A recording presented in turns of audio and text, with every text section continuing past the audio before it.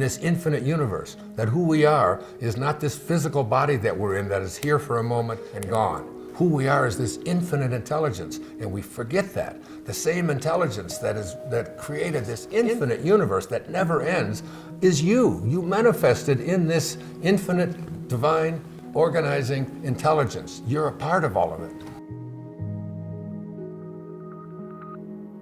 Tonight, and every night for the rest of your life, I want you to take the last 5 minutes before you go off to sleep and realize that you are about to program your subconscious mind.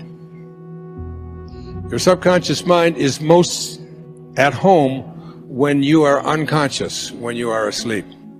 If you spend the last 5 minutes of your day, which so many people do, reviewing all of the things that you don't like and all the things that didn't work out and how terrible you feel and who abused you and who was mean to you and who said this and they did this, and you're constantly doing this kind of thing with your mind, then you are programming your subconscious mind that when you awaken, because you're now about to marinate for the next 8 hours in your subconscious mind.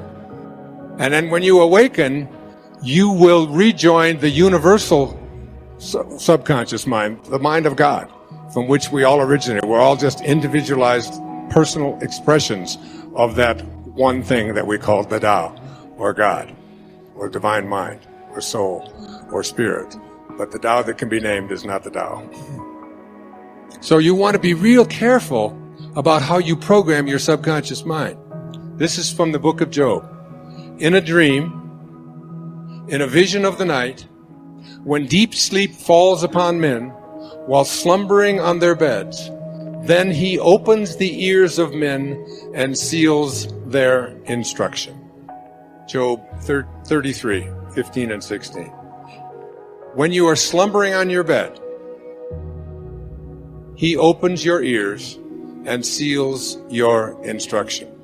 What you place into your subconscious mind as you are about to go into this deep slumber is all dependent upon what you do the last 3 or 4 or 5 minutes before you go off to sleep.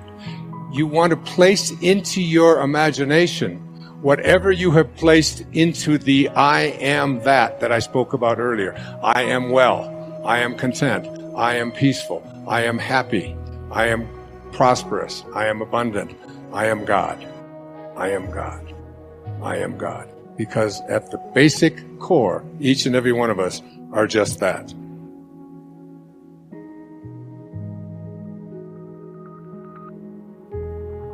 It's like if you just close your eyes and just listen to this meditation. It's from the book 3 Magic Words. Here's what I'd like you to say to yourself at night.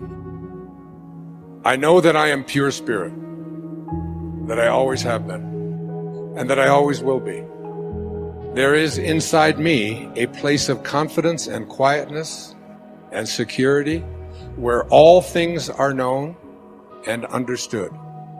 This is the universal mind, God, of which I am a part, and which responds to me as I ask of it. This universal mind knows the answer to all of my problems, and even now, the answers are speeding their way to me.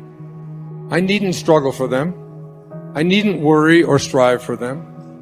When the time comes, the answers will be there. I give my problems to the great mind of God.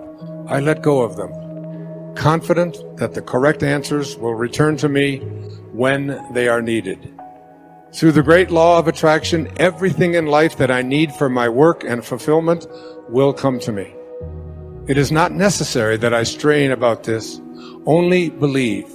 For in the strength of my belief, my faith will make it so. I see the hand of divine intelligence all about me, in the flower, the tree, the brook, the meadow.